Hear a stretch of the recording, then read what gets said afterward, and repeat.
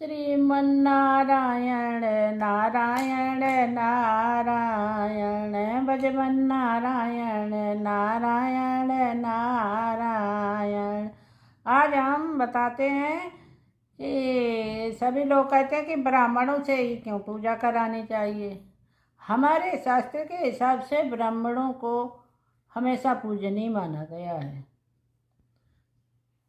शास्त्रों के हिसाब से पूजनीय है हमारे ब्राह्मण ही, इसलिए। और जब हम बच्चे कुछ भी घर में संस्कार होता है पैदा हो तब भी ब्राह्मण ही बुलाए जाते हैं। ब्राह्मणों से घर की शुद्धिकरण कराई जाती है। नामकरण संस्कार सारे संस्कार ब्राह्मणों ही द्वारा होते हैं। यज्ञोपवीत संस्कार ब्राह्मण ही कराता है। शादी विवाह संस्कार सब ब्राह्मणों के द्वारा से होता है।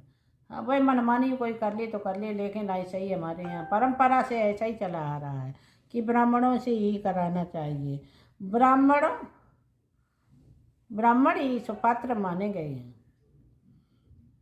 ब्राह्मण हमेशा पूजा पाठ करता है, सबके हित के लिए त्याग की भावना भी रखता है। वो सबके लिए पूजा पाठ करता है। हाँ, ब्राह्मण प्राचीन काल से ही जब तक पूजा पाठ आराधना उपासना में संलग्न हैं, आज भी हैं और रहेंगे। ऐसे अपने बच्चों को ब्राह्मण सारे अपने बच्चों को संस्कार दे ही दें कि हम जो करते हैं ये अपनी परंपरा मर्यादा ना टूटे। हाँ, हम सभी सनातनी इसका उपयोग करते रहें।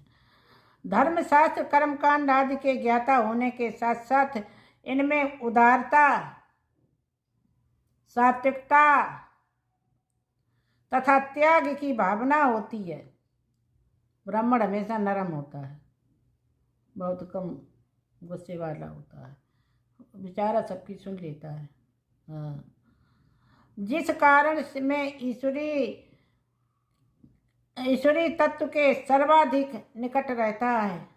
ईश्वर को हमेशा भजन पूजा करते हैं, ईश्वरी काम करते हैं, परंपरा से चलते हैं तो ईश्वर उनके हमेशा निकट ही रहता है। तथा परंपरागत पूजा पाठ करने की मान्यता भी इन्हें प्राप्त है। इसीलिए ब्राह्मण ही से पूजा पाठ, मरने के बाद भी मृत्यु हो जाए तो सब ब्राह्मण ही सब पहले बताएगा कि किस दिन क्या करना है, कब कैसे करना है, एकादशा कराएगा, सब कुछ। गंगा जी पे भी वहाँ जाते हैं जहाँ सब अस्थियाँ लेके जाओ तो सब वहाँ भी बैठे हैं। प्रयागराज कहीं भी हरिद्वार संगम सब में ब्राह्मण ही मिलता है, ब्राह्मण ही कर देता है। हाँ, सब कुछ ब्राह्मण 13वें के दिन